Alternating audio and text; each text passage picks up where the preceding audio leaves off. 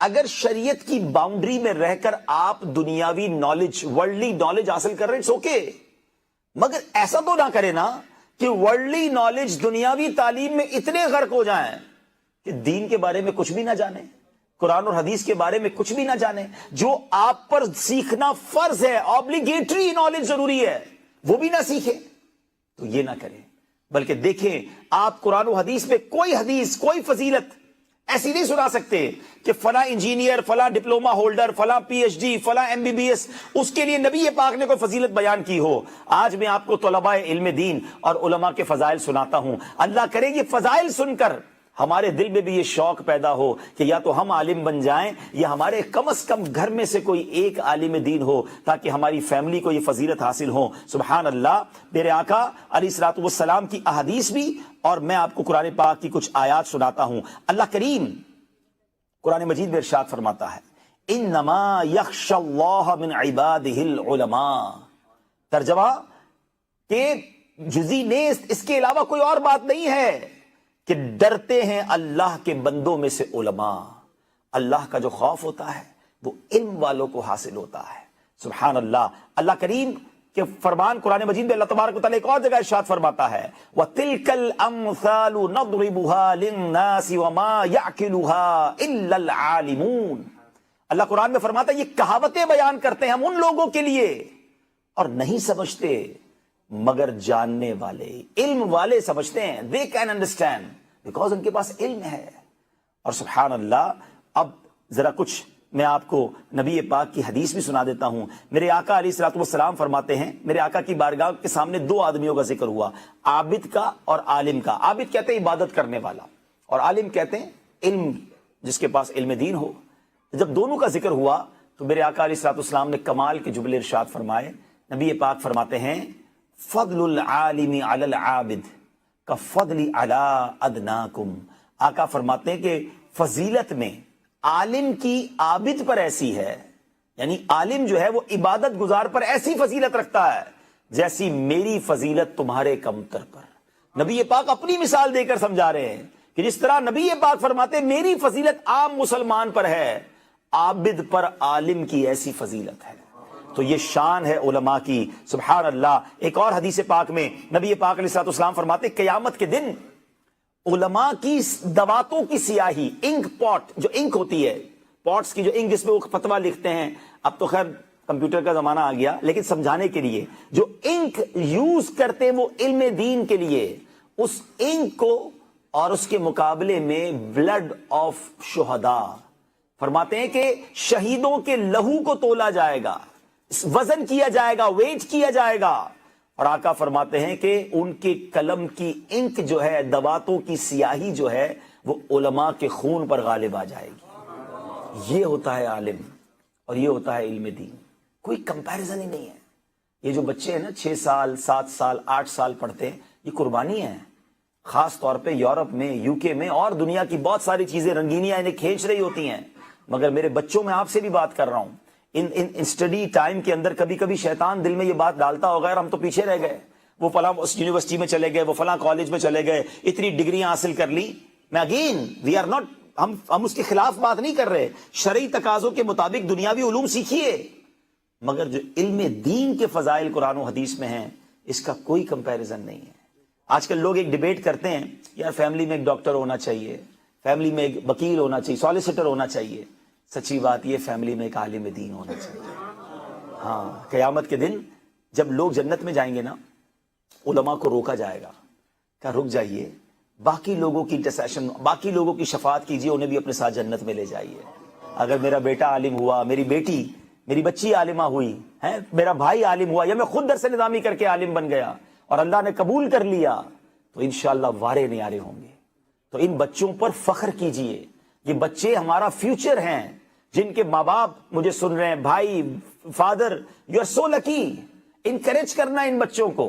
بعض اوقات ایک اور پرابلم ہوتا ہے، خاندان میں ایک بچہ عالم دین بن جائے اور دوسرا بچہ دنیا میں کچھ ترقی کر جائے، دوسرے بچے کو ڈسکریج کر رہے ہوتے ہیں کہ بیٹا دیکھو تمہارا بھائی کتنا آگے بڑھ گیا۔ ارے ٹھیک ہے، وہ پاؤنڈ کما کے لا رہا ہے، یہ بیٹا تمہیں جنت میں ساتھ لے جائے گا۔ حافظ قرآن بچے کی قدر کرو, عالم دین بچے کی قدر کرو. ہم نے ایسے بھی لوگ دیکھے کہ ماشاءاللہ جو سعادت مند والد ہوتے ہیں وہ اپنے عالم دین بیٹے کی عزت کر رہے ہوتے ہیں کہ میرا بیٹا میری آنکھوں کا نور ہے.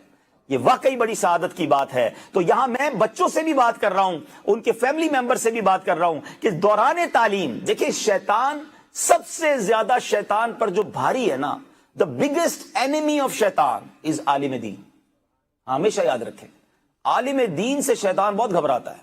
اچھا وہ کبھی بھی نہیں چاہتا کہ کوئی عالم دین بن جائے, وہ ہمیشہ انٹرسپٹ کرے گا. آپ دیکھیں کسی بھی اسکول کے ہسٹری اٹھا لے, فرسٹ کلاس میں داخلہ لینے والے میٹرک تک 90% طلبہ میٹرک تک جاتے ہیں. درس نظامی میں کیا ہوتا ہے, اولا میں 100 بچے داخلہ لیتے ہیں, دور حدیث تک شاید 25 پہنچتے ہیں. وائی 75% کہاں چلے گئے؟ یہ شیطان لے گیا ہے. کوئی نہ کوئی بہانہ, مزہ نہیں آ رہا, بور ہو رہا ہوں, طبیعت ٹھیک نہیں ہے, فلاں نے یہ کہہ دیا. شیطان نہیں چاہتا ہے کہ وہ آپ کو عالم دین بننے دے. وہ شیطان کی حکایات میں ایک واقعہ ہے نا, اس سے سمجھو عالم کتنا بھاری ہے. شیطان جو ہے ایک بار اپنے سی کے اوپر اپنا اس نے تخت لگایا سمندر کے اوپر, اور اپنے جو اس کے چیلے ہیں ان سے رپورٹ لے رہا تھا. تو ایک اس کا جو سرونٹ آف ابلیس, سرونٹ آف شیطان, وہ کہتا ہے کہ سر میں نے ایک بندے کو الکوہل جو ہے وہ ڈرنک کروا دیا, شراب پلا دی. کہتا ٹھیک ہے, وہ بیٹھ گیا. دوسرا کہتا ہے میں نے فورنیکیشن کروا دی. کہتا ٹھیک ہے بیٹھ جاؤ. تیسرا کہتا ہے میں نے گیمبلنگ کروائی, جوا کروا دیا. کہتا بیٹھ جاؤ. ایک شیطان کا چیلا کھڑا ہوا کہتا میں نے ایک طالب علم کو, اسٹوڈنٹ آف علم دین کو میں نے مدرسے سے روک لیا. شیطان کھڑا ہوا اور اس کو گلے لگا لیا. تو جو اس کے سرونٹس تھے کہتے ہیں ہم نے اتنے بڑے بڑے سنس کروائے, اتنی بڑی زبردست رپورٹ دی, نو شاباش ہے, نو ہمیں کوئی اپریسیشن نہیں, اور اس نے صرف ایک بچے کو مدرسے سے روک لیا, آپ نے کھڑے ہو کے اس کو سینے سے لگا لیا. شیطان کہتا ہے now come with me, I will explain you what is thing he does. کیا کیا ہے اس نے میں بتاتا ہوں. شیطان اپنے چیلوں کو لے کر زمین پر آیا, اور اب یہ وقت تھا فجر سے پہلے کا. انسانی صورت میں شیطان ایک مسجد کے کارنر پہ کھڑا ہو گیا. ایک شخص عابد, عبادت تو تھی, علم نہیں تھا. وہ کہتے ہیں نا علم بہت بڑی چیز ہے. تو وہ عابد مسجد کی طرف جا رہے تھے.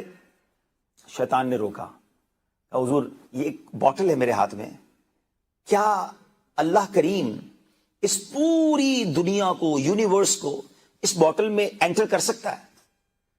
عابد تھا نا, عالم نہیں تھا. Please try to understand the difference between علم اینڈ وداؤٹ علم پرسنالٹی. نالج آف دین کتنی ضروری ہے ایمان کو بچانے کے لیے. تو وہ عابد کہتے ہیں کہ اتنی بڑی دنیا اتنی چھوٹی سی شیشے میں کیسے جا سکتی ہے؟ شیطان کہتا ہے بس ٹھیک ہے, اب آپ جائیے, جتنی نماز پڑھنی ہے پڑھیے. اس شخص نے کیا کیا, اللہ کی قدرت کا انکار کر دیا, ڈینائی کر دیا, ایمان سے ہی چلا گیا نا. شیطان کا کام ہو گیا, کہتا پڑھو سجدے کرو, تہجد جتنی پڑھنی تہجد پڑھو. وہ چلا گیا تہجد پڑھنے بندہ. تھوڑی دیر ہوئی, ایک عالم دین گزرے. اب تہجد کا وقت ختم ہو چکا تھا, اب فجر کا وقت شروع ہو چکا ہے. وہ تہجد پڑھنے نہیں جا رہے تھے, فرض ادا کرنے جا رہے تھے. شیطان نے روکا, سر ایک منٹ, جلدی بتاؤ. کہا سر یہ ایک بوٹل ہے, کیا رب کریم یہ پوری یونیورس کو, کائنات کو اس بوٹل میں انٹر کر سکتا ہے؟ وہ عالم دین تھے. پتہ کیا کہتے ہیں, مردود تو مجھے شیطان معلوم ہوتا ہے, یہ بوٹل تو بہت بڑی ہے, میرا رب نیڈل کے جو سوراخ ہوتا ہے نا, سوئی کے سوراخ کے اندر سے ایسی کروڑوں کائنات کو گزار سکتا ہے. ان اللہ علی کل شیء قدیر. That is the knowledge. شیطان نے پھر اپنے چیلوں کو, سرونٹس کو کہا دس از دا ڈفرنس. مدرسے مت جانے دینا, عالم مت بننے دینا, ان کو کرنے دو, نمازیں پڑھنے دو, کرنے دو عبادتیں. اگر دل میں علم نہیں ہے تو ان کا ایمان چھیننا ویری ایزی ہے. ویری ایزی ٹو اسنیچ ایمان وداؤٹ علم دین. اور یہی ہو رہا ہے آج کل. کتنوں کا ایمان ضائع کر رہا ہے شیطان. کوئی فلمی سانگز گا کر ایمان ضائع کر رہا ہے, کوئی کامیڈی شو دیکھ کر ایمان ضائع کر رہا ہے, کوئی آپس میں دوستوں میں ہنسی مذاق کر کے, اللہ کی بارگاہ میں گستاخی کر کے, اور جناب فرشتوں کا مذاق اڑا کے, ہیون اور ہیل کی وہ فلمی سٹوریاں بنا کے ایمان ضائع کر رہے. Nobody knows the boundaries of ایمان because nobody have knowledge of دین. سمجھو اس بات کو. یہ ایسے ہی نہیں جامعۃ المدینہ ہم بنائی چلی جا رہے ہیں. ہمیں پتا ہے دعوت اسلامی کا بہت بڑا ایکسپینڈیچر جامعۃ المدینہ پہ لگ جاتا ہے, اچھا خاصا ہمیں چندہ کرنا پڑتا ہے اس کے لیے. لیکن اسلام کی بقا کے لیے ضروری ہے کہ زیادہ علماء بنے اور پھر یوکے میں علماء بنے تاکہ وہ انگلش اسپیکرز ہوں اور ہمارے ینگسٹر کا جو گناہوں کی طرف شیطان لے کے جا رہا ہے انہیں واپس لے کر آئے دین کی طرف. So that is the importance of علماء دین, importance of علم دین. Try to understand. اللہ کرے کہ آج کا یہ اجتماع ہم میں سے کئیوں کے دلوں میں علم دین سیکھنے کا جذبہ بیدار کر دے.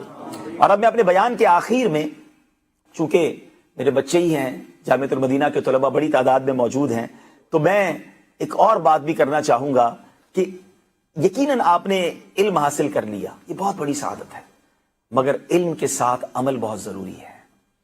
علم جسم ہے تو عمل لباس ہے. بے عمل عالم جو ہے نا, اس کو بھی سخت سزائیں کتابوں میں لکھی ہیں. علم حاصل کرنے کے بعد آپ کی رسپانسبلٹی اور بڑھ جاتی ہے. آپ کے ساتھ اگر مدنی ہونے کا ٹیگ لگ گیا ہے تو اب لوگ آپ کو ایک عالم دین کی حیثیت میں دیکھنا چاہتے ہیں.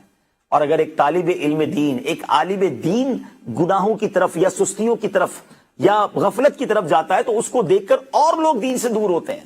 یہ صرف میں طلبہ سے بات نہیں کر رہا, میرے دعوت اسلامی کے ذمہ داران سے بھی بات کرنا چاہ رہا ہوں. امامہ پہننا, داڑھی رکھنا بہت اچھی بات ہے, مگر آپ نے اگر یہ مذہبی حلیہ اپنایا ہے نا تو now your responsibility is even more stronger. آپ نے اور اب احتیاط کرنی ہے کہ جب داڑھی والے کو لوگ جھوٹ بولتے دیکھتے ہیں تو کہتے ہیں دیکھو یہ داڑھی والا ہے. امامے والے کو وعدہ خلافی کرتے دیکھتے ہیں تو اور برا بھلا کہتے ہیں. تو ہمیں یقیناً یہ سنتیں اپنانی ہیں, مگر یہ ہیں لباس کی سنتیں. کردار کی سنتیں کون اپنائے گا؟ کیا صرف داڑھی رکھنا سنت ہے؟ صرف امامہ پہننا سنت ہے؟ سیدھے ہاتھ سے صرف کھانا ہی سنت ہے؟ سچ بولنا بھی سنت ہے, وعدہ پورا کرنا بھی سنت ہے, معاف کرنا بھی سنت ہے, نرمی سے بات کرنا بھی سنت ہے, پڑوسیوں کا خیال رکھنا بھی سنت ہے, بڑوں کے ساتھ ادب سے بات کرنا بھی سنت ہے, بچوں پر شفقت کرنا بھی سنت ہے, اگر پرومس کیا ہے تو اس کو پورا کرنا بھی سنت ہے. تو یہ والی سنتیں ہمارے اندر کب آئیں گی؟ تو پلیز, اگر ہم نے ایک تو نالج حاصل کر لی ہے اور دوسرا اگر ہم نے ماشاءاللہ اپنا اپیرنس بھی مذہبی حلیے والا اپنایا ہے تو we need to correct our self from our heart. کردار یہ بڑا امپورٹنٹ ہے. مجھے بتائیے نا, سرور کائنات علیہ الصلوۃ والسلام نے جو فرسٹ اناؤنسمنٹ کیا تھا, اسلام کی طرف لوگوں کو بلایا تھا, اعلان نبوت فرمایا تھا, وہ کون سی ایج تھی میرے آقا کی؟ 40 ایئرز کی ایج میں, 40 سال کی عمر تک نبی پاک نے کیا کیا تھا؟ اپنا کردار ہی تو پیش کیا تھا, لوگوں کے ساتھ میل ملاپ ہی تو تھا. اور جب نبی پاک نے کوہ صفا پر سٹینڈ اپ ہو کر جو اناؤنسمنٹ کیا تھا کہ بتاؤ لوگوں میں کون ہوں, ہوا مائے, تو لوگوں نے کیا کہا تھا؟ آپ صادق ہیں, آپ امین ہیں. ابھی اعلان نبوت نہیں کیا, ابھی اسلام کی بات نہیں کی تھی, مگر وہ کردار تھا کہ لوگ ماننے پر مجبور ہو گئے کہ آپ سچے ہیں, آپ امانت دار ہیں. مجھے بتاؤ نا, صادق آقا کا امتی جھوٹا کیسے ہو سکتا ہے؟ امین آقا کا امتی بے ایمان کیسے ہو سکتا ہے؟ ہمارا کردار, واللہ میرے طلباء, میرے اساتذہ, میرے مدنی, میرے نگران دعوت اسلامی کے, میں سب سے بات کر رہا ہوں, جس کے ساتھ یہ ٹیگ لگ گیا ہے نا, یہ امیر اہل سنت کا مرید اور دعوت اسلامی کا ریسپانسبل ہے, اس سے تو مل کے مزہ آ جائے یار.